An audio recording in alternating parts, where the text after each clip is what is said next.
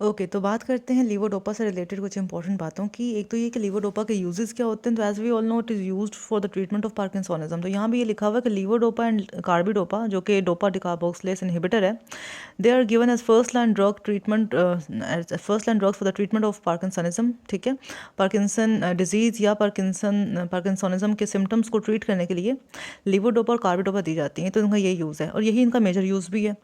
Initially improvement occurs in tremors, rigidity and dyskinesia, क्योंकि tremors, rigidity and डिस्कानेजिया यही तीन important symptoms या तीन इंपॉर्टेंट कंप्लेंट्स होती हैं इन पेशेंट्स ऑफ पार्किंसन डिजीज़, और ये इम्प्रूव हो भी जाती हैं with initial therapy, and gradually other symptoms of parkinsonism also improve, and best results are obtained in first few years of treatment, and response becomes poorer in some patients after 3 to 4 years of therapy. मतलब start में अच्छा response आता है for first few years, after 3 to 4 years after the therapy with levodopa the response becomes poorer, because और ये होता क्यों है, रिस्पॉन्स क्यों पूरा होता है, because of the loss of, हाँ, तो ये होता है due to loss of dopaminergic nigrostriatal neurons with as.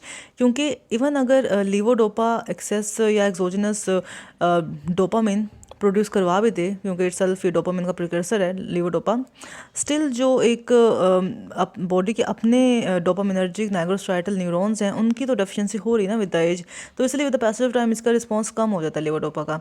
और सेकंड इसकी कॉज ये भी है कि due to decrease in the dopamine receptors in the corpus striatum, क्योंकि अगर हम एक एगोनिस्ट देते रहेंगे एक रिसेप्टर का, तो होगा क्या कि उसकी डाउन रेगुलेशन हो जाएगी, right.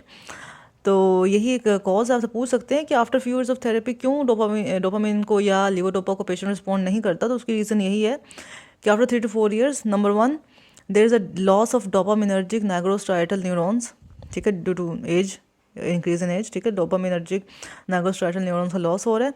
Secondly, due to decrease in the dopamine receptors in corpus striatum, उनकी डाउन रेगुलेशन हो जाती है with the use of agonist. इसके अलावा जो लॉन्ग टर्म थेरेपी है, it can also lead to on off phenomena. हमने इसको एडवर्स इफेक्ट्स ऑफ लीवोडोपा में ऑलरेडी डिस्कस कर लिया है, इसको दोबारा नहीं बताऊंगी। But with the long term therapy on off phenomena भी शुरू हो जाता है लीवोडोपा के साथ। और अगर हम ऑन ऑफ फिनोमना को कम करना चाहें तो हम कुछ एडजंक्ट थेरेपी यूज़ कर सकते हैं अलॉन्ग विद लीवोडोपा, जिसमें हम डोपामिन एगनिस्ट यूज़ करते हैं, जिनके बारे में आपको आगे बताऊंगी भी। उसमें प्रामिपेक्सोल आता है, रोपिनेरोल आता है।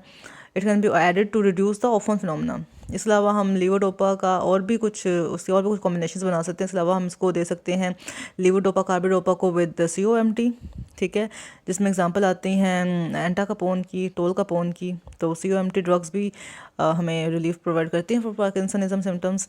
इसके अलावा मोनोअमीन ऑक्सीडेज भी इनहिबिटर्स दे सकते हैं, इसमें स्लेजिलिन की एग्जांपल आती हैं। तो COMT भी एक्चुअली एक एंजाइम है जिसका भी नाम याद नहीं आ रहा, जो कि इंक्रीज़ करता है मेटाबॉलिज्म ऑफ लीवोडोपा को। तो अगर हम इसके या उसका सॉरी ये उसके मेटाबॉलिज्म को इनहिबिट करता है एंजाइम, तो अगर हम इसके सॉरी जो एंजाइम उसका मेटाबॉलिज्म करा उसका हम इनहिबिटर्स देते हैं, जिसमें COMT आता है, तो वो भी पार्किंसनिज्म के सिम्टम्स को ट्रीट करने में हेल्प आउट करेगा। इसके अलावा मोनोअमीन ऑक्सीडेज बी इनहिबिटर्स भी हेल्प आउट करते हैं। और इसके अलावा जो एक्स्ट्रा पिरामिडल मैनिफेस्टेशंस होती हैं लीवोडोपा की, जिसमें हमें डिस्कानेसिस मिलते हैं, उनको कंट्रोल करने के लिए हम मस्कुलिनिक एंटागनिस्ट भी देते हैं, लाइक एंटीकोलिनर्जिक्स भी देते हैं, जिसमें बेंस्ट्रोपिन की एग्जांपल है। तो यही इंपॉर्टेंट यूजेस थे कार्बिडोपा लीवोडोपा के, कि पार्किंसनिज्म के लिए यूज़ होते हैं। इनके हमें रिस्पॉन्स डिक्रीज मिल सकता है विद रेगुलर थेरेपी, और उसको हम कम करने के लिए डोपामिन एगनिस्ट यूज़ कर सकते हैं, प्रामिपेक्सोल, रोपिनेरोल। उसके लिए हम COMT सॉरी हाँ I was right, COMT MAO inhibitors use करने होते हैं। यस, COMT भी एक मेटाबॉलिज्म का एंजाइम है लीवोडोपा का, और MAO-B भी एक मैकेनिज्म वो उसके मेटाबॉलिज्म का एंजाइम है, और हम दोनों के इनहिबिटर्स देते हैं। यस, COMT के इनहिबिटर को हम एंटाकापोन कहते हैं या टोलकापोन कहते हैं, और MAO-B के इनहिबिटर को हम स्लेजिलिन कहते हैं, और मस्कुलिन एंटागनिस्ट देते हैं for countering the extra pyramidal adverse effect, जिसमें बेंस्ट्रोपिन आता है। तो yes, that is it, these were the uses of levodopa. इसके अलावा हमने बात करनी होती है about the drug interactions of levodopa, कि लीवोडोपा कौन कौन सी ड्रग्स के साथ इंपॉर्टेंट इंट्रैक्शन शो करती हैं। तो जो पायरिडॉक्सिन एक विटामिन B6 है, जिसको हम पायरिडॉक्सिन भी कहते हैं, अगर हम लीवोडोपा को पायरिडॉक्सिन के साथ देंगे तो pyridoxine has a tendency to enhance the extra cerebral metabolism of levodopa. तो फिर लीवोडोपा का इफेक्ट क्या होगा, कम हो जाएगा, ठीक है। इसीलिए हम लीवोडोपा को जब देते हैं विद डिकार्बोक्सिलेज इनहिबिटर्स लाइक कार्बिडोपा, तो ये जो उसका एक्स्ट्रा सेरेब्रल मेटाबॉलिज्म है, ये इफेक्ट जो काउंटर हो जाता है, ठीक है। तो अगर हमने पायरोडॉक्सिन के साथ लीवोडोपा देनी है तो we need to make sure कि हम साथ में कार्बिडोपा को भी ऐड कर रहे हैं, ठीक है। अच्छा, सेकेंडली अगर हम MAO इनहिबिटर्स के साथ लीवोडोपा एज एडजंक्ट थेरेपी दे रहे हैं तो होगा ये कि MAO inhibitor and levodopa have the tendency to causing the for increasing the risk of hypertensive crisis. तो ये दोनों ड्रग साथ देने की वजह से हमें हाइपरटेंसिव क्राइसिस की कंप्लेन मिल सकती है due to their action on the vessels, ठीक है। तो एक तो ये पायरोडॉक्सिन के साथ इफेक्ट ये शो करते हैं कि पायरोडॉक्सिन इसका एक्स्ट्रा सेरेब्रल मेटाबॉलिज्म इंक्रीज करता है, जिसको हम काउंटर करने के लिए डिकार्बोक्सिलेज इनहिबिटर्स दे सकते हैं। सेकेंडली ये MAO इनहिबिटर्स के साथ, लाइक हमने पीछे बात की सिलाजिलिन के साथ, हाइपरटेंसिव क्राइसिस भी कॉज कर सकती है लीवोडोपा। तो ये उसके इंपॉर्टेंट ड्रग इंट्रैक्शंस हैं। कॉन्ट्राइंडिकेशंस क्या होती हैं, हम कब लीवोडोपा नहीं दे सकते, तो हम साइकोसिस के पेशेंट्स में लीवोडोपा नहीं देंगे क्योंकि वो उसको एक्सरबेट कर सकती है, वर्सन कर सकती है। सेकेंडली एंगल क्लोजर ग्लोकोमा के पेशेंट्स में नहीं देंगे क्योंकि उनमें फर्दर फिर एक्वस ह्यूमर की प्रोडक्शन ज़्यादा हो जाएगी, उसके ड्रेनेज का मसला होता है। लेकिन अगर ओपन एंगल ग्लोकोमा है, क्रोनिक ओपन एंगल ग्लोकोमा है और जो इंट्राओकुलर प्रेशर वो भी कंट्रोल्ड है, तब दे सकते हैं, लेकिन एंगल क्लोजर ग्लोकोमा में नहीं देना, ठीक है।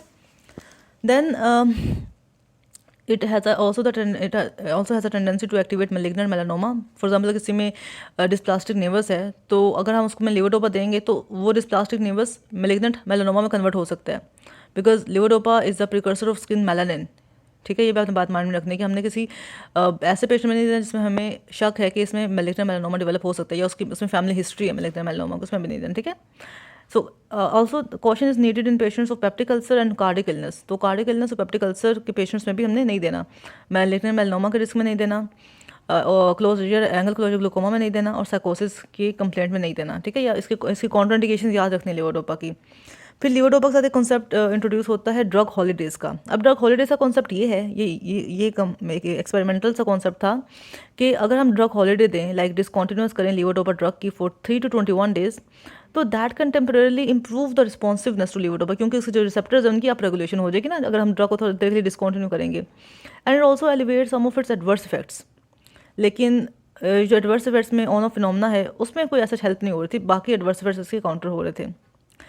Drug holiday carries the risk of aspiration pneumonia, Venus thrombosis, pulmonary embolism and depression. क्यों हो रहा है डिस्कॉन्टिन्यूस की वजह से? क्योंकि जब ड्रग डिस्कॉन्टिन्यूस करेंगे तो जो पार्किंसनिज्म रिलेटेड सिम्टम्स हैं वो शुरू हो जाएंगे, तो पेशेंट इमोबाइल हो जाएगा, because parkinsonism causes immobility as well ना, resulting for immobility accompanying sweet parkinsonism. तो इसलिए हम ड्रग हॉलीडेज के कॉन्सेप्ट को इतना रिकमेंड नहीं करते, क्योंकि एक तो उसके एडवर्स इफेक्ट्स बहुत ज़्यादा हैं, दूसरा वो ऑन ऑफ फिनोमेना में बहुत ज़्यादा हेल्प नहीं कर रहा। बट येस, रिस्पॉन्सिवनेस इंप्रूव होती है, साथ में कुछ एडवर्स इफेक्ट्स की एलिवेशन भी होती है other than the on off phenomena, but it cause aspiration pneumonia, Venus thrombosis, pulmonary embolism and depression. So that is about it. Next video में हम इसकी बाकी ड्रग्स के बारे में बात करते हैं।